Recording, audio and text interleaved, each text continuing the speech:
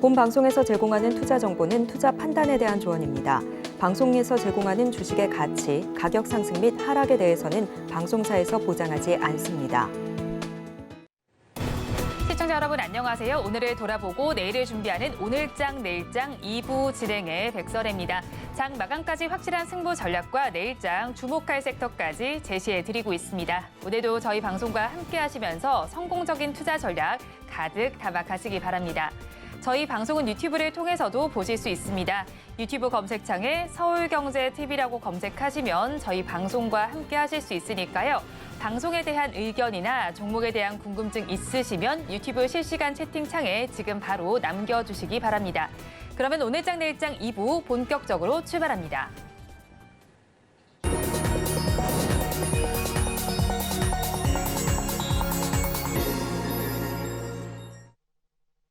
급락하는 종목에 대한 생존 전략을 모색해 보겠습니다. 종목 SOS 시간, 오늘은 바로자산운용의 윤정식 상무와 연결되어 있습니다. 상무님 안녕하세요. 네, 안녕하세요. 상무님, 저희 급락하는 종목들을 구조해 보기 전에 오늘 시장 상황부터 점검하겠습니다. 오늘 시장 어떻게 보시나요? 네, 시장이 어렵죠. 네, 시장의 난이도가 굉장히 어렵다라기보다는 계속 하락하는 부분들이 심적으로 좀 많이 좀 지치게 만드는 그런 시장의 모습이 펼쳐지고 있습니다. 이제는 반등하겠지라는 생각을 계속 며칠 전부터 아마 가지고 계셨을 것 같아요. 여러 시장을 분석하고 예측하는 이런 전문가들도 시장 반등에 대한 타이밍 이전에 사실 나오겠다라고 이미 이전부터 얘기를 계속 하고 있었는데 반등이 나오지 않고 낙폭이 좀 더 깊어지는 그런 모습을 보여주고 있고 2500선은 잘 지지할 거다라고 예상을 했었는데 2500선에 대한 지지보다는 2500 하락하고 이제는 2500보다 2400에 더 가까워졌죠. 지금 2436포인트입니다. 어느새 2400대가 좀 더 가까이 보이는 이런 자리까지 하락하는 그런 모습을 보여줬는데요. 심리적으로 2600선에서 지지 한번 하기를 바랬었는데 여기가 굉장히 좀 빠르게 좀 무너졌고요. 그리고 그 다음이 121선이었습니다. 121선이 2500 한 20포인트 정도였었는데 여기도 여실없이 좀 한 번에 무너지는 모습들. 그리고 그 다음이 61선이었습니다. 이게 2500포인트 정도 됐는데 2500포인트 근처였기 때문에 61선과 2500포인트 심리적인 지지선 같이 작용하면서 여기서 좀 멈추면서 횡보할 가능성이 좀 높아 보였습니다. 2500에는 게다가 좀 매물도 있었기 때문에 여기에서 하락은 좀 멈추고 횡보할 가능성이 높아 보였는데 오늘 굉장히 많은 하락이 나오면서 거래대금도 지금 거의 10조 가까이 돼가고 있죠. 오늘 장 끝날 때까지 10조가 좀 넘을 걸로 보여지는데 이렇게 거래대금 좀 상당히 좀 많이 실리면서 시장 하락하는 장대 음봉의 모습이 나오고 있습니다. 굉장히 빠른 속도로 올라갔죠. 12월 초부터 해서 1월 2일까지 굉장히 빠른 속도로 시장이 상승을 했습니다. 2500포인트였는데 1월 2일에는 2660포인트까지 한 달 사이에, 한 달도 채 걸리지 않는 시간 사이에 160포인트 이상이 올라가면서 굉장히 좀 빠르게 올라갔다. 너무 빨리 올라간 거 아니냐 이런 우려감이 있었는데 떨어지는 속도가 더 빠릅니다. 지금 1월 2일 날 장중 고점이 2675포인트였는데요. 지금 1월 이제 한 절반 정도 지나갔는데 여기가 지금 2436포인트, 200포인트 넘게 하락했죠. 240포인트 정도. 퍼센트로 따지면 지수가 1% 넘게 하락을 1% 정도 좀 하락하는 그런 모습을 보여줬습니다. 굉장히 좀 많이 하락을 했다라는 점. 지수가 1%가 이제 10%죠. 10% 정도 하락을 했다라는 점. 굉장히 좀 빠르게 하락을 했는데 수급적으로도 좀 좋지가 않죠. 기관 같은 경우 보면 1월 3일부터 오늘까지 1월 15일만 868억 굉장히 소규모의 매수를 보여주고 그 외에는 모두 매도를 했고요. 외국인이 중간중간에 조금 매수를 보여주긴 했습니다만 오늘까지 4거래일 연속 순 매도를 보여주고 있습니다. 코스피 기준으로요. 코스닥도 코스피 현물에서 오늘 8,626억 원 매도를 하고 있고 코스닥에서 외국인이 1,984억 원 매도를 하고 있고요. 선물이 근데 제일 무섭습니다. 선물이 외국인이 금액으로 본다라면 지금 1조 3천억 정도 매도를 하고 있거든요. 그러니까 현물도 많이 파는데 선물도 많이 팝니다. 굉장히 좀 많이 파는 그런 모습들. 외국인이 선물 팔면 기관이 받아가는데 기관이 받아가는 금액보다 외국인이 파는 금액이 항상 더 많습니다. 이런 부분들이 시장에 약세로 작용하는 가장 주요한 요인으로 작용하고 있고 외국인이 1월 3일부터 1월 17일 오늘까지 거래일로 따지면 지금 11거래일 연속 외국인 선물 매도하고 있다는 점, 외국인 시장 상당히 좀 보수적으로 보고 있다는 게 수급적으로도 나타나고 있습니다. 미국 시장에서 시장이 반등을 사실 시원하게 못하고 있죠. 좀 횡보하거나 좀 하락하는 조금씩 계속해서 좀 밀리면서 떨어지는 모습들이 미국 시장에서 나타나고 있다는 점, 그런 모습들이 국내 시장까지 연결이 되면서 국내 시장의 약세에 대한 가장 주요한 요인인 외국인 매도로 좀 작용하고 있다는 점, 이런 부분들이 수급적으로 가장 큰 원인이고요. 그리고 반도체가 좋지 않다라는 것도 좀 큰 원인이죠. 삼성전자 실적이 좋지 않았습니다. 반도체 가격이 반등하는 건 확인을 했는데 생각보다 영업이익이 적었죠. 그런 모습들이 좀 나오면서 삼성전자와 SK하이닉스, 국내 증시를 뒷받침하고 있는 두 종목이 실적에 대한 우려감 나오면서 여기에서도 수급이 한번 깨졌죠. 이런 모습들이 다 겹치면서 시장이 좀 하락하는 그런 모습으로 작용을 했습니다. 어제 같은 경우 필라델피아 반도체 지수는 반등을 했는데요. 그럼에도 불구하고 국내 시장은 하락하는 모습을 나타냈고요. 오늘 시장 하락에는 당연히 삼성전자, SK하이닉스, 삼성전자 한 2% 정도 하락하고 있고요. SK하이닉스도 1.2% 하락하고 있습니다. 시가총액 최상위 종목들 대부분 좀 하락을 하고 있는데, 코스피 같은 경우는 삼성전자, SK하이닉스, 그리고 LG에너지솔루션, 셀트리온이라든지 현대차, 네이버, 포스코홀딩스, 기아, LG화학까지 시총 상위주들 대부분 1에서 한 5% 정도 하락하는 모습을 보여주고 있고요. 자동차도 같이 하락을 하고 있죠. 기아와 현대차까지도 모두 다 좀 하락을 하면서 시장 약세에 대한 분위기, 대형주들 섹터 가리지 않고 대부분의 종목들 좀 하락하는 좀 약한 모습들이 최근에도 펼쳐졌고 오늘도 좀 나오고 있습니다. 코스닥 가보면 코스닥에서 2차전지 관련된 종목들, 그리고 2차전지 게임주, 그리고 제약주까지 엔터주들은 오늘 어느 정도 좀 반등을 보여주고는 있는데, 가장 큰 비중인 2차전지 에코프로 BM, 에코프로, LNF, LS 머티리얼즈까지 2에서 한 4% 정도씩 하락을 하고 있습니다. 시가총액 최상위 종목이거든요. 에코프로 BM하고 에코프로가 코스닥 전체 시가총액이 11%를 차지하고 있습니다. 근데 이게 평균적으로 한 3% 정도, 지금 한 4% 가까운 그런 하락을 보여주고 있거든요. 그러니까 시가총액 비중이 11%인데 여기가 3% 이상 하락을 한다. 그렇기 때문에 여기에서 하락을 상당히 좀 많은 부분을 만들어냈고요. 그 밑에도 LNF, HLB, 알테오젠, 셀트리온 제약까지, 대체적으로 바이오 제약까지 이 코스닥에서는 좀 하락을 하면서, 코스닥이 하락이 조금 더 깊죠, 코스피보다.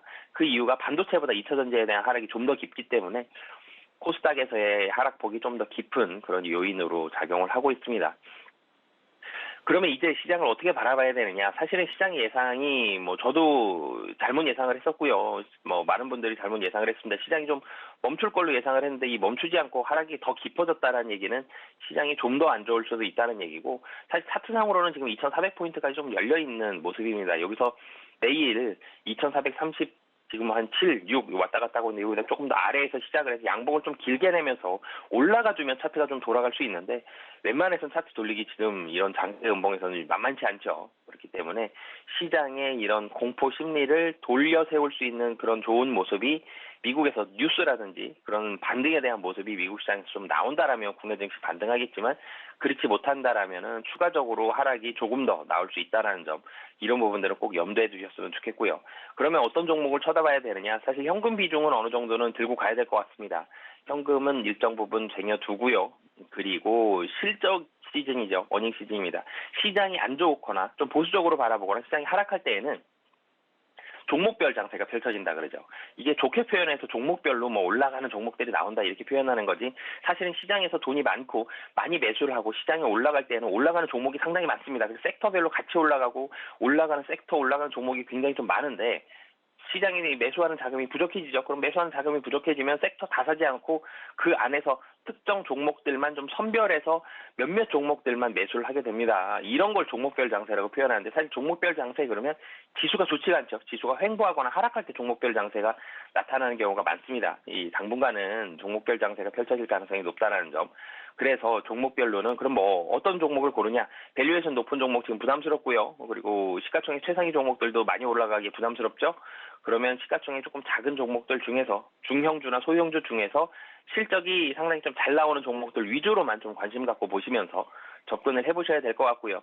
시장이 반등할 때까지는 다시 한번 말씀드리지만 시가총액 큰 종목보다 좀 작은 종목, 그리고 현금도 꼭 비중을 가지고 일정 부분 들고 가시는 그런 전략을 말씀드리도록 하겠습니다. 네, 시장이 이래도 되나 싶을 정도로 많이 밀리고 있습니다. 이런 시장 상황 속에서 더욱더 급락하는 종목들이 있습니다. 2시 30분 기준 급락주들 화면을 통해서 체크해 보겠습니다.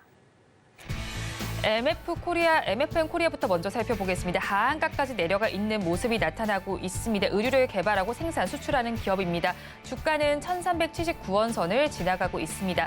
다음으로 카나리아 바이오를 살펴보겠습니다. 난수암 치료제 임상이 중단됐다는 소식 속에서 역시나 하한가로 밀려가 있습니다. 3,540원 선의 거래 진행되고 있고요.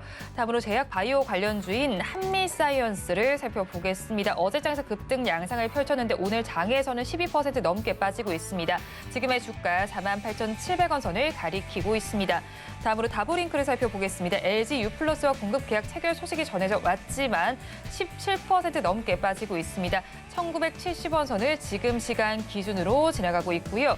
마지막으로 풍력주인 CS윈드를 살펴보겠습니다. 9% 넘게 빠지면서 지금의 주가 61,200원 선에 거래되고 있습니다.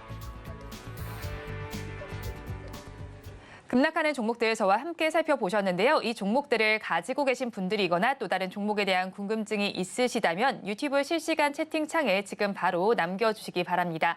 그러면 저희는 첫 종목부터 구조를 해보겠습니다. MFN 코리아를 구조해 보겠습니다. MFN 코리아의 경우에는 일본 2차 전지 기업과 6기 2차 전지 양산 장비에 대한 기술 이전 양산 장비 개발을 위한 계약을 체결했다고 어제 밝혀왔습니다. 하지만 오늘 장에서는 밀리고 있는데 어떤 이유가 있는 걸까요? 네, 사실 좋은 뉴스죠. 6기 2차 전지, 이 MFN 코리아는 차세대 2차 전지 중 하나로 주목받는 6기 2차 전지 사업을 본격화하기 위한 기술을 확보했다. 이런 뉴스가 났죠. 일본 2차 전지 기업과 6기 2차 전지 양산 장비에 대한 기술 이전, 양산 장비 개발을 위한 계약을 체결했다라는 뉴스가 나왔는데 주가는 이 뉴스와는 상관없이 굉장히 많은 하락을 보여주고 있습니다. 보통 이제 주가가 하락을 하거나 좀 급락을 하거나 급등을 할 때 가장 먼저 살펴보는 게 뉴스를 보죠. 특정한 뉴스, 어떤 뉴스가 있었기 때문에 이게 올라가느냐, 떨어지느냐 이런 부분들을 보는데 뉴스는 나쁜 뉴스가 아니죠. 이게 뭐 얼마나 효과가 있는 그런 기술을 확보했는지 이런 부분들은 시간이 좀 지나봐야지 알겠지만 무언가를 확보했다라는 얘기는 나쁜 건 아닐 것 같습니다만 주가는 반대 방향으로 가죠. 지금 하한가까지 기록을 했습니다. 그러면은 최근에 어떤 상황들이 있었는지를 그 다음에는 살펴봐야 되겠죠. 우선 최근에 어떤 일들이 있었는지를 살펴본다라면 첫 번째로는 8회차와 9회차 전환사채에 대한 납입을 연기를 했습니다. 8회차 전환사채, 9회차 전환사채는 70억 예정이 되어 있었고 납입일이 1월 24일이었거든요. 근데 이걸 4월 26일로 납입일을 연기를 했고요. 그리고 8회차 전환사채 70억 예정이 되어 있었는데 1월 12일에서 4월 12일로 전환사채 납입을 연기를 했습니다. 주주총회도 연기가 됐거든요. 1월 25일에서 2월 8일로 주주총회 일정과 장소가 변경이 됐습니다. 뭔가 변동이 좀 있었다냐는 얘기죠. 전환사채 납입도 안 됐고요. 주주총회, 임시 주주총회도 이 변경이 됐다라는 얘기. 이런 부분들은 분명히 긍정적인 뉴스는 아니에요. 그리고 이 자기 주식 처분도 결정을 했습니다. 근데 자기 주식 처분에 대한 이유가 채무 상환을 위한 자금 확보를 위해서 자기 주식을 처분한다. 처분 예정 금액이 23억 5,500만 원입니다. 금액이 굉장히 큰 건 아니지만 자기 주식을 처분을 해서라도 채무를 좀 줄인다 이런 부분들은 나쁜 건 아닌데 자기 주식 그러면은 굉장히 싸게 처분을 하느냐 그런 부분들도 아니에요. 자기 주식 처분 가격이 2,000원대입니다. 2,585원에 처분 대상 주식에 대한 가격이 2,585원인데 지금 1,379원이면 저 물량이 나오는 거가 아닐 가능성이 높아 보이는데 어찌됐든 채무 상환을 위해서 자기 주식을 처분한다 이런 부분들도 괜찮은데 주가는 급락을 하고 있죠. 차트를 조금 앞으로 당겨보면은 사실 작년 여름을 바라보면 7,800원대에서 움직이던 주가였습니다. 그런데 어느새 12월 달에 3,000원을 넘어갔죠. 그러면은 4배 정도 4배 이상 상승한 그런 모습을 보여줬습니다. 주가가 좀 단기간에 많이 올랐죠. 많이 올랐다는 부분들도 사실 좀 무언가 좀 인위적인 수급들로 인해서 좀 올라간 이 모습이 조금 보이는 것 같습니다. 정확하진 않지만 이 주가가 좀 빠르게 올라갔다라는 점 이런 부분들은 좀 부담이고요. 이런 물량들도 복합적으로 좀 나오고 있는 상황이다. 전체적으로는 무언가가 변동이 일어날 가능성이 있었는데 그거에 대한 부분들이 다 연기가 됐죠. 지금 잘 안 됐다라는 얘기입니다. 이런 부분들에 대한 복합적인 이유들로 오늘 좀 하락을 하고 있는 상황이다라고 보시면 되겠습니다. 네, 채무 상환을 위해서 조금 더 시간이 필요해 보이는 상황입니다. 그렇다면 가지고 계신 분들 어떻게 대응을 하면 좋을까요? 우선 자기 주식 처분 결정 뭐 이런 부분들까지는 긍정적이었습니다만 전환 사채에 대한 자금이 들어오지 않았죠. 그렇기 때문에 유동성에 대한 우려감들 아직까지 남아 있고 그리고 아직 하한가가 풀리지 않았죠. 하한가 풀리지 않았다라면 내일도 추가적인 물량도 나올 수 있기 때문에 도망가자라는 의견 말씀드리도록 하겠습니다. MFN 코리아에 대해서 도망가자 의견을 주셨습니다. 그러면 저희 다음 종목을 구조해 보겠습니다. 한미사이언스를 구조해 보겠습니다. 경영권 분쟁 소식에 더해서 OCI 홀딩스의 지분 인수 소식들이 있습니다. 최근 들어서 여러 가지 소식이 들려오고 있는데 이 종목에 대해서 어떻게 보시나요? 네, 굉장히 큰 빅딜이 일어났죠. OCI와 한미사이언스 지분 수합과 뭐 이런 부분들이 일어나면서 전체적으로는 통합을 이루어지는 그런 모습을 보여줬는데 문제는 한미사이언스가 이 이전 오너 창업주가 있었고요. 창업주가 계셨고 여기에 이 아내분과 그리고 그 딸 아들 2명 이렇게 총 4명이 한미의 지분을 물려받았습니다. 이 4명을 굉장히 큰 한미사이언스의 지분이 지금 3조 원이 넘었죠. 이렇게 큰 대규모의 회사에 대한 지분을 물려받았기 때문에 이 상속세가 상당히 많이 나오게 되죠. 그럼 상속세 당연히 연부연납으로 해서 5년 동안 나눠서 되겠습니다 했지만 상속세가 몇 천억 수준입니다. 굉장히 좀 많은 상속세가 나왔는데 여기서 4명이 한 편이 된 게 아니고요. 편이 갈렸죠. 여기서부터 문제가 발생을 했습니다. 이 엄마와 딸이 한 편이고요. 모녀가 딸이 한 편이고 또 반대쪽 편은 형제가 한 편입니다. 형제 대 모녀의 싸움이다. 이런 기사들이 났는데 사실 모양새는 좋지가 않죠. 근데 모녀가 추진을 한 게 OCI와의 통합이었습니다. 한미와 OCI 통합이 이 모녀가 추진한 부분이고 형제는 이 부분에서 좀 배제가 된 상황이었죠. 사실 이전부터 갈등에 대한 얘기들은 있었습니다. 이 증여세를 위해서 상속세를 위해서 사모펀드와의 협력도 사모펀드 운용사와의 이런 손을 잡는 이런 모습들이 이 모녀 사회에서는 펼쳐졌고요. 그런데 이 형제들 쪽에서는 이쪽에 대해서는 배제되는 이런 모습들이 있었습니다. 그러다가 형제를 배제한 상태에서 이 OCI와의 빅딜로 인해서 이 부분을 반대한다. 그러면서 경영권 분쟁이 그러면은 불거지게 되겠죠. 그러면서 지금 이틀 동안 이 42%가 주가가 상승을 했습니다. 시가총액이 조 단위에 있는 회사가 경영권 분쟁으로 인해서 주가가 40% 넘게 좀 상승하는 그런 모습을 보여줬는데요. 사실은 이 OCI와 한미약품은 다른 이종 그룹이죠. 하는 일이 다릅니다. 태양광과 제약인데요. 이종그룹의 합병이지만 OCI는 이 자금력을 가지고 있고요. 한미는 기술력을 가지고 있습니다. 이런 부분들은 긍정적일 수는 있으나 이 통합에 대한 부분이 이전에 어떻게 보면 공동 오너가 합의가 제대로 되지 않았다는 점, 그렇기 때문에 주가 분쟁에 대한 우려감이 발생한 상황이다. 그렇기 때문에 OCI도 사실은 유동성 우려감, 한미에 대한 이런 부분들이 좀 잘 이루어지지 않으면 어떡하냐. 어제도 오리온 같은 경우가 이 바이오 제약 회사를 인수를 하면서 주가가 많이 하락하는 그런 모습들이 있었죠. 그러면서 OCI 그룹들도 오늘 좀 하락을 하는 그런 모습들이 나오고 있는데 경영권 분쟁이라는 불확실성이 있기 때문에 주가에 대한 변동은 당분간은 좀 나타날 가능성이 높다라고 보시면 되겠습니다. 당분간 주가 변동성이 나타날 수 있겠다라고 정리를 해주신 만큼 가지고 계신 분들께서도 좀 불안하실 것 같은데 어떻게 대응 전략 짜면 좋을까요? 네, 도망가자라는 의견을 말씀드리겠고요. 경영권 분쟁이 나면서 주가의 주식에 대한 매입 이런 부분들이 좀 나올 수는 있습니다만 단기적으로 너무 변동성이 크고요. 경영권 분쟁 나오면 기관과 외국인 우선 던집니다. 어제와 그제 이틀 동안 주가가 42% 올랐다라고 말씀을 드렸는데 개인만 샀거든요. 외국인 기관 매도합니다. 투신 연기금 다 팔거든요. 이 오너가 바뀐다라는 부분들 사실은 경영권 어느 정도 기존 한미그룹에서도 이 경영권을 가지고 그동안 하던 일들 계속 하겠다라는 부분들도 있겠지만 이제는 한미와 OCI 한미그룹이 되는 거거든요. 그래서 이 OCI 그룹 주주들도 불안함을 느낄 수 있고요. 한미그룹 주주들도 불안함을 느낄 수 있습니다. 그렇기 때문에 이 불안함 때문에 기관과 외국인은 좀 매도를 하고 있는 그런 상황이다라고 보시면 되겠고요.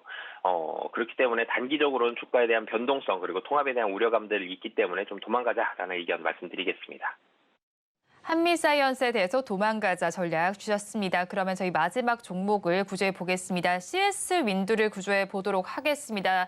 얼마 전이죠. 어제였죠. 트럼프가 경선에서 압승을 하면서 아무래도 신재생 쪽이 좀 타격을 받지 않을까 싶은 생각이 듭니다. 그렇다면 폭력과 관련 주들도 많이 타격을 받을 것 같은데 이 종목들 앞으로 어떻게 봐야 할까요?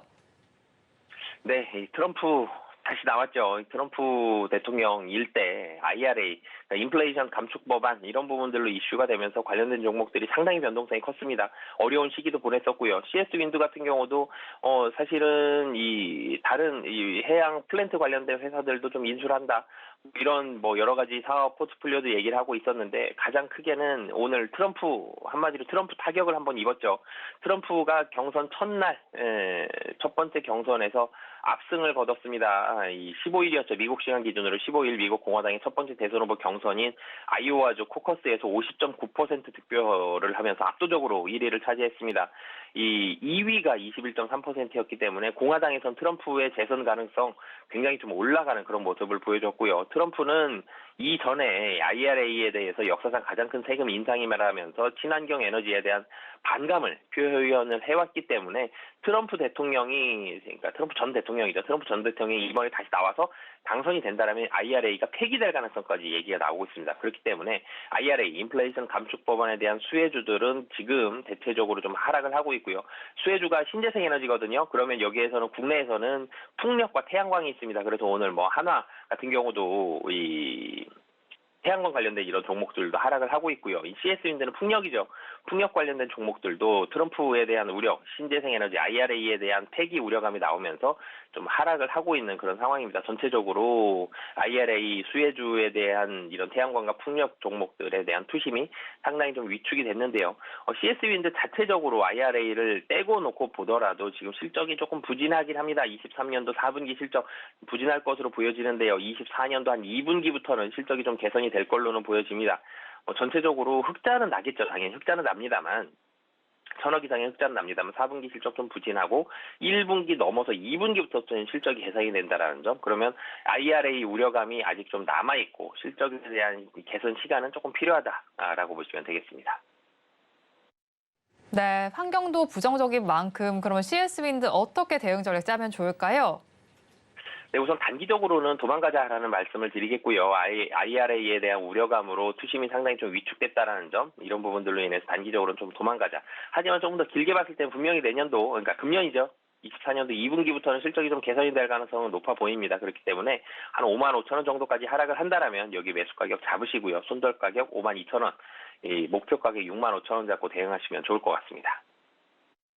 CS윈드에 대해서도 도망가자 전략 주셨습니다. 하지만 재접근은 한번 해볼 수 있다고 말씀해 주셨는데 그때 매수할 가격은 55,000원, 손절 라인 62,000원, 목표 주가 65,000원 잡아주셨습니다.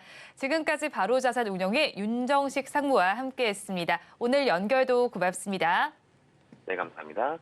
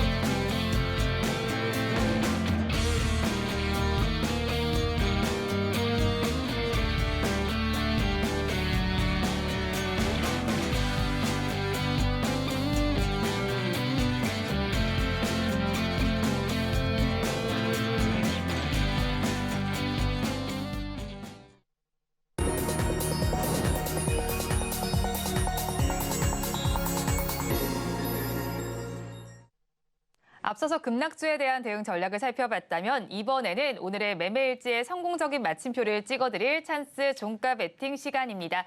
오늘은 이스토리의 정태근 본부장 나와 있습니다. 어서 오세요. 네, 반갑습니다. 네, 본부장님과 지난 시간에 짚어봤던 종목들 리뷰를 부탁드리도록 하겠습니다. 지난달 6일에 공략을 해주신 종목인데 FNS테크는 14%의 수익률이 나오고 있습니다. 이 종목 계속 바라봐도 괜찮나요? 네, 일단은 제가 이 반도체 제가 최근에 가져온 종목들은 다 리뷰를 좀 하려고 하거든요. 네. 왜냐하면은 아마 오늘 저하고 똑같은 말씀하신 전문가분이 있을지는 솔직히 잘 모르겠어요. 저는 오늘 역발상 관점에서 이제는 조금 저가 매수를 이제 생각해야 될 때가 아닌가라는 생각이 들거든요. 그러면은 시장이 지금 현재 상당히 안 좋지 않습니까? 네. 그러면 이제 시장이 돌아섰을 때 갈 만한 섹터가 어느 섹터가 될 것인가에 대한 고민을 해야 되는데 그렇게 본다면 이제 반도체 쪽을 봐야 된다고 보고 있거든요. 네. 그리고 여전히 이제 코스피 쪽보다는 이 코스닥 쪽으로 이제 소부장 쪽이 좀 더 탄력이 있을 거라 생각을 하고 있습니다. 그러다 보니까 일단은 이제 반도체 쪽 이제 그래서 반도체 쪽 같은 경우는 저가 매수 준비를 하게 되면서 이제 어느 종목부터 살 것인가에 대한 고민을 좀 해야 될 것 같은데 제가 FNS테크도 그렇고 에이펙트도 그렇고 과거에 좀 말씀드렸더라고요. 근데 네. 주가 흐름이 생각보다 이렇게 나쁘지 않아요. 물론 FNS테크 같은 경우는 지금 1월달 들어가지고 주가가 좀 많이 하락한 부분들이 있긴 한데 에이펙트 같은 경우는 뭐 여전히 계속 우상향이거든요. 그래서 뭐 지금 시장 이런 종목을 갖고 계신 분들 같은 경우는 상당히 조금 즐거운 일이 되겠지만 대부분의 종목이 제가 봤을 때는 지금 화면에 나오는 FNS테크 이런 흐름들이 나올 가능성이 상당히 높거든요. 네. 그렇기 때문에 지금 어쨌든 이제 FNS테크가 됐던 지금 말씀드린 에이펙트가 됐던 일단 이제 서서히 반도체 소부장 쪽으로 그동안 사고 싶었는데 못 샀다라고 생각하신 분들은 좀 준비를 하시는 게 좋지 않을까라는 말씀을 드려보고 싶어요. 그러면서 이제 FNS테크 같은 경우는 조금 이제는 만약에 갖고 계시다라면은 조금 이제 추가 매수할 부분에 대해서 고민을 해보시고 만약에 반도체 소부장 HBM이라든지 CXL이라든지 그리고 온디바이스 AI 쪽이 없다라면은 그쪽으로 이제 많이 빠진 쪽으로 어떤 종목을 살 것인가에 대한 고민을 하시는 게 좋을 것 같아요. 그리고 에이펙트 같은 종목들은 뭐 따로 말씀드릴 부분이 없고 그리고 종목이 아리까리하신 분들 같은 경우는 그냥 기다렸어요. 기다렸다가 제가 말씀드린 대로 만약에 좀 시장이 돌아서주게 된다라면은 그때 가서 제일 센 놈이 대장이거든요.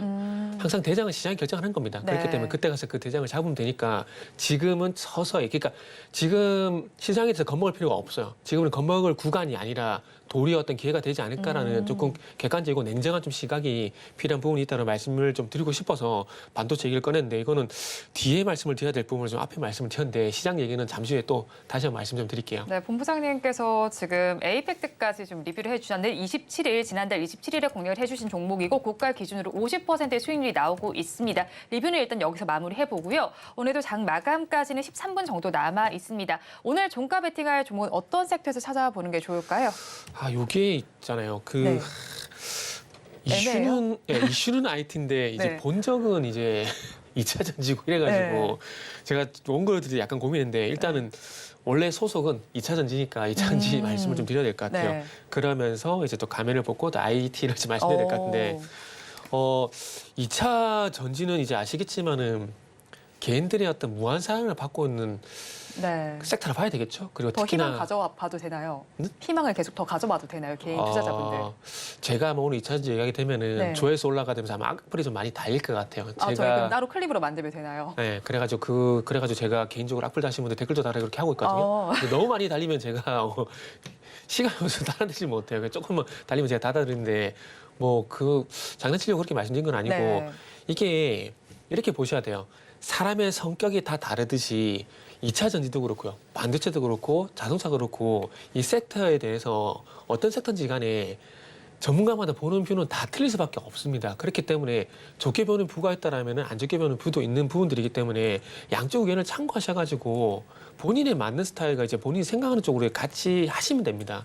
그 부분을 좀 먼저 말씀드리고 싶은데 일단 2차 전지 같은 경우는 제가 이 방송 나왔을 때 말씀드렸는지 정확하게 지금 기억이 안 나는데 저는 작년 8월 달 이후부터 2차 전지에서 그렇게 긍정적인 말씀을 안 드리고 있는 상황이거든요. 그리고 올해 같은 경우도 마찬가지고 2025년까지도 좀 걱정이 된다고 말씀드리고 있는데 지금 아시겠지만 2차 전지 지금 LG 에너지솔루션도 그렇고 그리고 네. 어제 LNF도 그렇고 나오는 실적이 그렇게 좋지가 않습니다. 특히나 LG 에너지솔루션 같은 경우는 예상치가 5,800억 정도가 되는데 실적으로 나온 건 3천억 되고 여기다가 세액공제 혜택 있잖아요. 네. 요걸 제외하게 되면 LG 에너지솔루션이 갖고 있는 본질적인 퍼포먼스가 800억대밖에 안 돼요. 그러면 시장에서는 5천억 정도 예상했었는데 세액공제 혜택을 제외한 본질적인 가치가 800억 정도가 안 되면은 이거는 어닝 쇼크라고 저는 보는 게 맞다라고 네. 생각을 합니다. 근데 어닝 쇼크 이렇게 말씀드리면 이렇게 활짝 놀라셔가지고 이렇게 댓글 다시는 분들 많은데, 그러니까 우리가 한번 잘 객관적으로 생각해 보자는 겁니다. 예상치 대비해서 본질 가치가 800억이라면은 당연히 어닝 쇼크라고 볼 수밖에 없는 부분들이고 LNF도 마찬가지예요. 어저께 적자가 났는데 일회성 비용이라고 하더라도 네. 만약에 이 일회성 비용을 덜어내고 다음 분기에 이 지금 현재 나오는 얘기만큼 더 좋은 실적이 나온다거나 뭐 지금 적어도 지금보다는 나쁘지 않은 실적이 나와야 이게 정상인데 일회성 비용을 덜어냈다고 하더라도 과연 다음 분기에 실적이 잘 나올 것인가 이 부분 우리가 고민을 해야 되거든요. 네. 근데 그런 부분을 한번 고민해 보게 되면은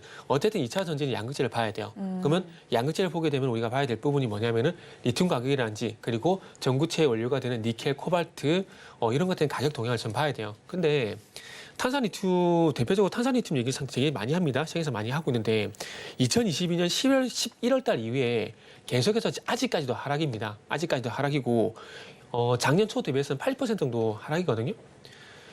그만큼 이제 전기차 시장이 붐이 일어나다 보니까 이 핵심 강물의 가격이 많이 올라갔었는데 네. 그렇다면은 LNF의 실적이 돌아서주려면 이 핵심 강물의 가격이 돌아서줘야 되거든요.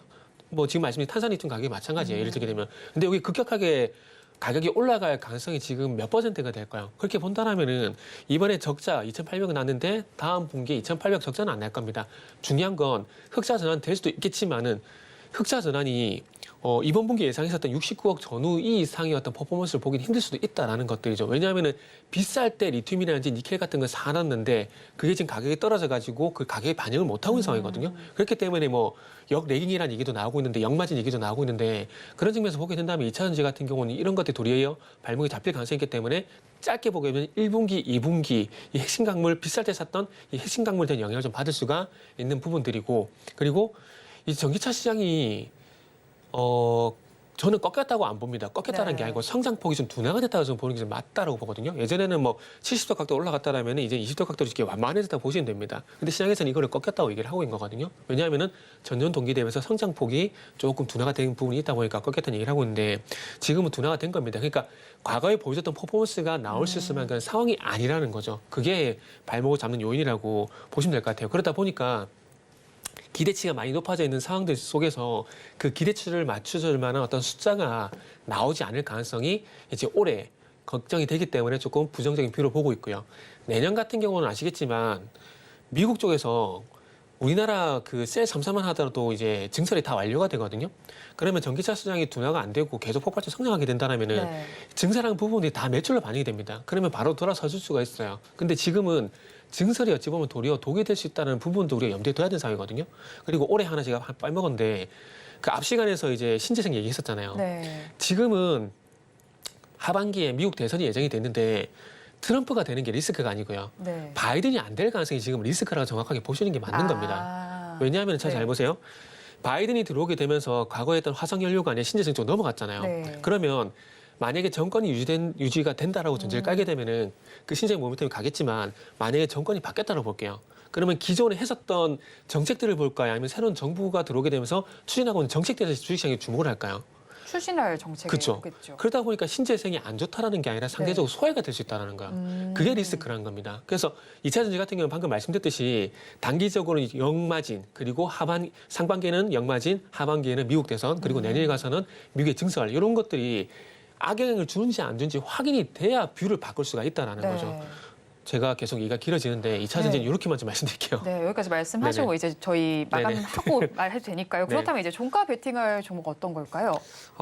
사실 오늘 같은 날은 종목을 매수를 안 하는 게 맞습니다. 네. 맞는데 그럼에도 불구하고 이제 종목을 가지고 왔는데 ITM 반도체라는 종목을 준비를 했어요.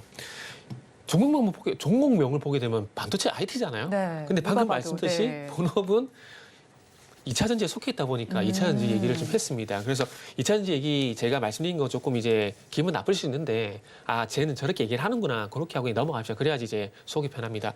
그리고 이제 이 ITM 반도체 같은 경우는 요거는 이제 앞으로 이제 그 웨어러블 기기 쪽으로 이제 수혜가 예상이 된다고 좀 말씀드리고 싶은데 요게 이제 2차 전지에 들어가는 보회로 패키지를 주력으로 생산하고 있어요. 그래서 이게 전체 매출의 한 60%가 이 보회로 패키지에서 발생이 되거든요. 요게 2차 전지의 과충전이란지 과방전 이런 것들을 방지합니다. 이렇게 이걸 방지하게 되면은 배터리 발열이라든지 수명 단축과 같은 문제를 미연에 방지를 시켜주는 거예요. 그러다 보니까 이게 중대형에도 들어가겠지만은 이제 우리가 소위 말하는 이제 이어폰이라든지 그리고 그보다 더 작은 그보다 더 작은 어떤 웨어러블 기기가 나올 거거든요. 뭐 아시겠지만은 이제 삼성전자 같은 경우는 갤럭시 링에 대한 얘기도 나오고 있잖아요. 네. 그래서 그런 기기들 쪽으로 들어갈 가능성이 상당히 높다라는 거죠. 왜냐? 요게 과거에 애플의 그 이어폰 있잖아요. 그 이어폰이라든지 아이폰 향 쪽으로 배터리 보호 소자 납품 이력이 있거든요. 그렇기 때문에 앞으로도 이 고가형 웨어러블 기기가 나오게 되면은 들어갈 가능성이 상당히 높다라는 거죠. 그렇게 본다면은 지금 애플 XR 기기 쪽으로는 솔직히 들어간지 확인이 안 돼요. 확인이 안 되는데 어쨌든 삼성전자 같은 경우도 이 XR 기기를 만들 것이고 다른 기업들도 마찬가지거든요. 그리고 XR 기기뿐만 아니라 좀 전에 말씀드렸듯이 초소형 갤럭시 링 같은 초소형 이런 네. 웨어러블 기기가 나올 거기 때문에 그런 기기에 회사들이 또 앞으로 출시가 되게 되면은 아마 이 회사에 지금 방금 말씀드린 보호회로 패키지가 들어갈 가능성이 상당히 높기 때문에 그래서 제가 볼 때는 좀 관심을 가지는 게 좋지 않을까 좀 판단을 해봤습니다. 그리고 차트를 좀 보고 말씀드리면은 네.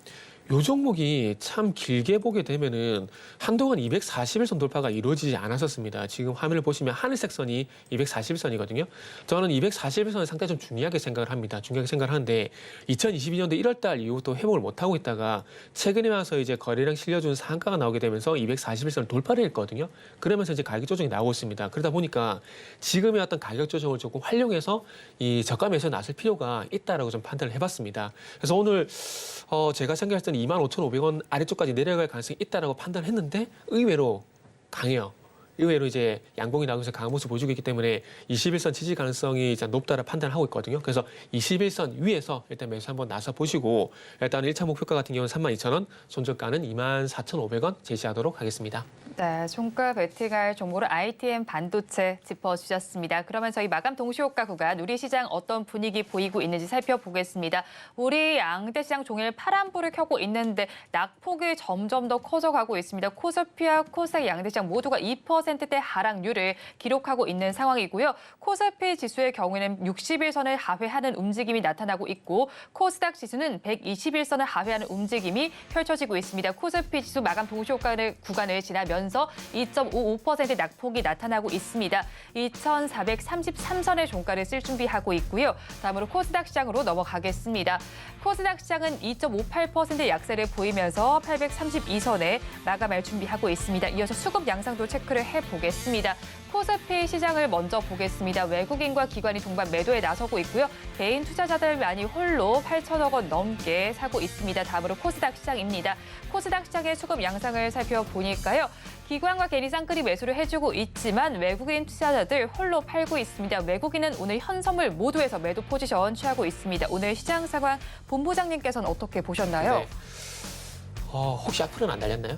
악플이요? 악플은 없고요. 네. 이제 본부장님 팬이 있으신 것 같아요. 아, 그래요? 네. 제가 절대 푼 거 아닙니다. 제 진짜 아니에요. 오늘 시장은 누가 봐도 안 좋아요. 누가 봐도 안 좋은데 제가 방송 초반에 말씀드렸듯이 역발상 관점에서 이제는 준비 좀 해야 된다고 좀 말씀드려보고 싶거든요. 오늘은 수급볼 보게 되면은 코스피 쪽 같은 경우는 외국인 선물 매도가 16,000계약이 나오고 있습니다. 네. 16,000계약 정도 현재 선물 매도가 나오고 있는데 선물 매도는 아시다시피 숏 포지션이라고 그러거든요. 지수가 하락을 해야 수익이 나는 포지션인데 그거를 16,000계약 정도 누적을 시키고 거기다가 코스피 같은 경우 8,900 정도 매도를 하고 있습니다. 이 상태에서 코스피가 하락을 안 하는 게 맞을까요? 하락할 수밖에 없다라는 거죠. 거기다가 시장 전반적으로 투자심도 되게 안 좋아요. 제가 한 번씩 짚어드리는 이 종목별 등락 현황. 이 코스피 같은 경우는 아침 쪽보다 상당히 많이 안 좋아졌어요. 하락 종목수가 837이고요. 그리고 코스닥 같은 경우는 하락 종목수가 1396입니다. 너무나 극단적이죠? 근데 여기서 우리가 하나 긍정적인 부분은 뭐냐면은 여기서 더 이상 나빠질 부분이 없다라는 게 제가 봤을 때는 가장 큰 호재라고 봅니다. 더 이상 나빠질 게 없다라는 건 더 이상 하락할 이유가 없다라고 좀 볼 수밖에 없는 것들이거든요. 그렇기 때문에 제가 봤을 때는 그래서 좀 긍정적으로 봐야 될 부분이 있다라고 좀 말씀을 좀 드리고 싶습니다. 네, 그래도 긍정적인 부분이 있다라고 정리를 해주셨고 오늘 우리 시장은 양대 시장 모두가 힘을 내지 못하는 가운데 하락하는 종목 수가 더 많이 나타나고 있습니다. 특히나 선물 시장에서 외국인 투자자들이 16,000계약 넘게 매도 포지션을 취하고 있는데 지난 3일에도 비슷한 양상을 펼쳤습니다. 코스피 지수가 오를 만한 모멘텀을 찾기 힘든 가운데 외국인의 매도 포지션이 언제쯤 멈춰질지를 한번 살펴보셔야 되겠습니다. 시가총액 상위 종목들의 분위기도 좋지 못합니다. 마감 동시효과 구간 함께 하셨습니다.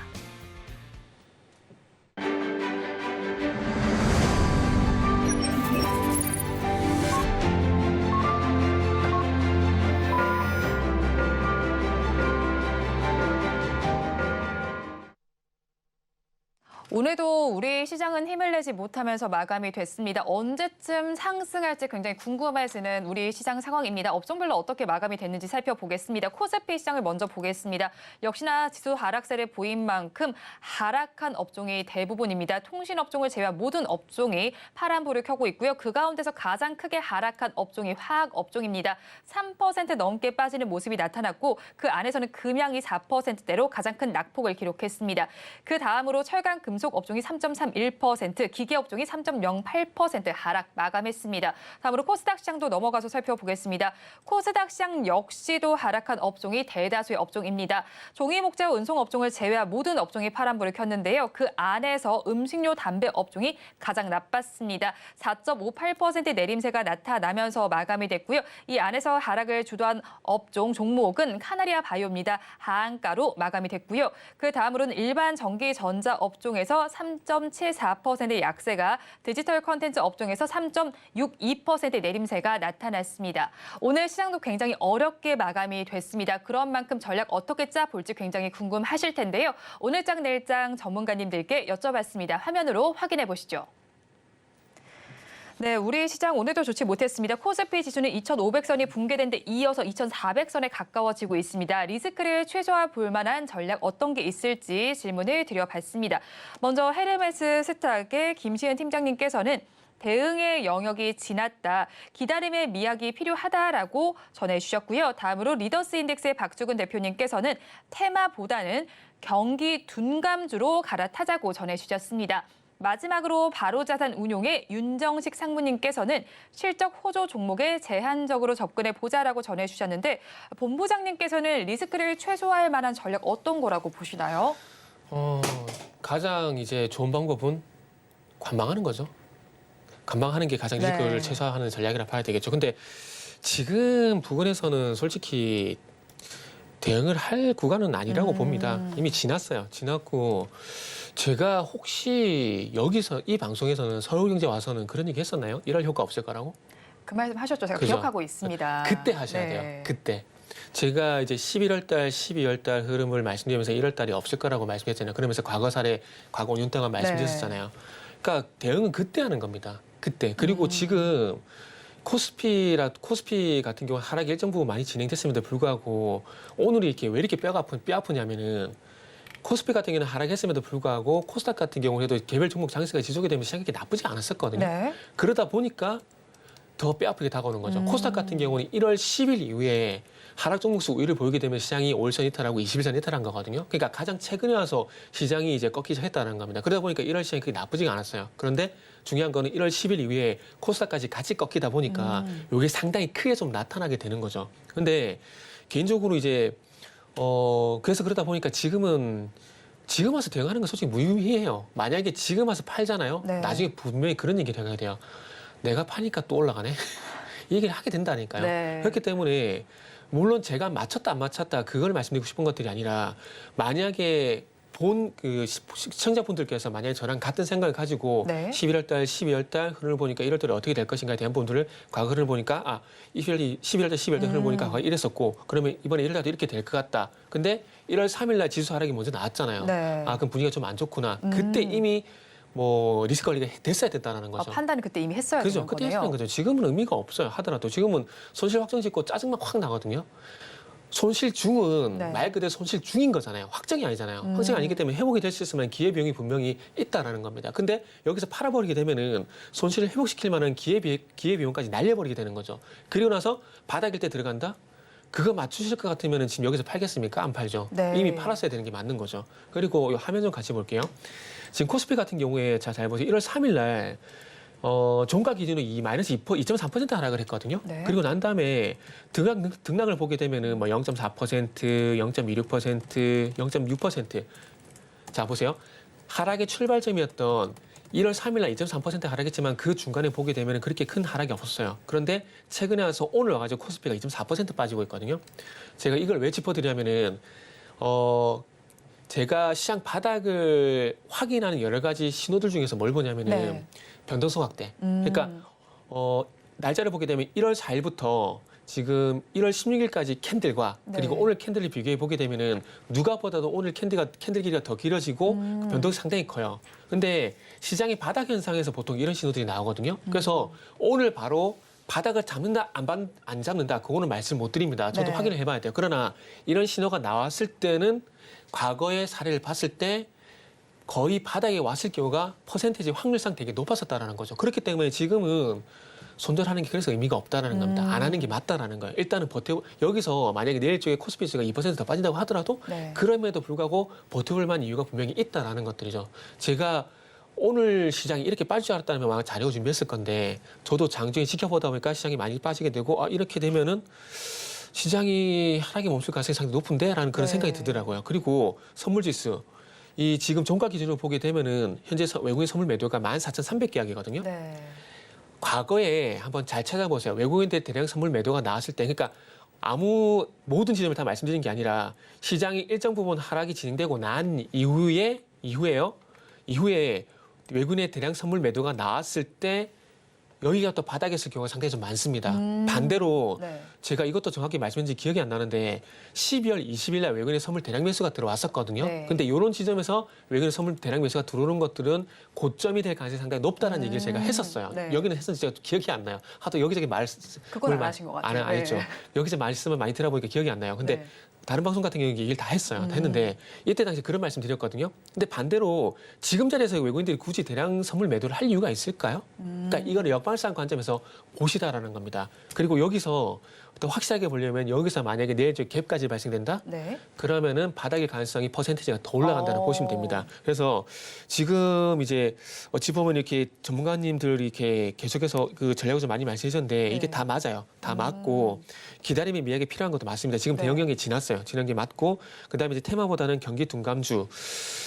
요거는 조금 그렇네요. 경기 둔감주는 덜 빠진다라는 거지 올라간다는 얘기가 아니거든요. 네. 그리고 만약 여기서 시장이 돌아서주게 되면은 경기 둔감주에 들어간 건 도리어 발목 잡힐 수도 있습니다. 그렇기 때문에 요거는 이 박종훈 대표님께는 죄송하지만 요거는 네. 동의를 못하겠다 말씀드리고 싶고 이제 윤정식 상무님 같은 경우는 이제 실적 고조 종목 제한 적금 네. 요거는 어찌 보면은 뭐 내일까지 빠질지 모레까지 빠질지 모르기 때문에 요거는 저는 충분히 좀 동의를 한다라고 말씀 좀 드릴 수 있을 것 같네요. 네, 지금까지 이스토리의 정태근 본부장과 함께 이야기 나눠봤고요. 시장 전반에 대해서 살펴주셨습니다. 그렇다면 내일 장에서 저희가 어떤 것을 좀 대응하면 좋을지 궁금하실 텐데 저희 방송과 함께 하시면서 그 대응 전략도 잘 짜시면 좋겠습니다. 지금까지 이스토리의 정태근 본부장과 함께했습니다. 오늘 말씀 고맙습니다. 네, 감사합니다. 오늘장 내일장 2부에서 전해드린 내용도 정리해서 보여드리겠습니다. 화면으로 확인해 보시죠. 오늘장 내일장 2부의 핵심입니다. 오늘 종목 SOS 시간에는 MFM 코리아와 한미사이언스 CS 윈드를 구조해드렸습니다. 세 종목 모두에는 도망가자 전략을 주셨고요. CS 윈드의 경우에는 실적 개선을 확인한 후에 재접근을 고려해봐도 괜찮겠다라고 정리해 주셨습니다. 다음으로 종가 베티갈 종목으로 ITM 반도체를 짚어주셨습니다. XR 기계 수요가 확대되는 등 공략이 괜찮겠다라고 정리해 주셨고요. 마지막으로 내일 시장 승부수로는 반도체 소부장 쪽 잡아주셨습니다.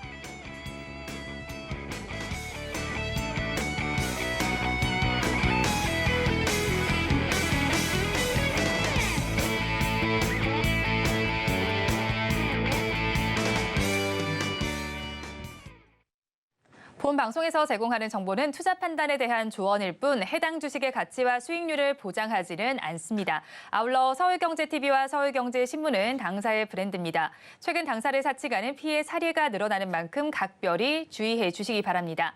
오늘장 내일장 2부에서 준비한 순서는 여기까지입니다. 저희는 내일 이 시간도 여러분과 함께하겠습니다. 오늘도 시청해 주신 여러분 고맙습니다.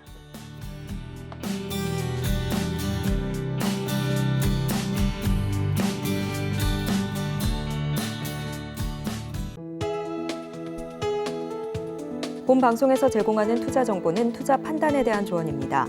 방송에서 제공하는 주식의 가치, 가격 상승 및 하락에 대해서는 방송사에서 보장하지 않습니다.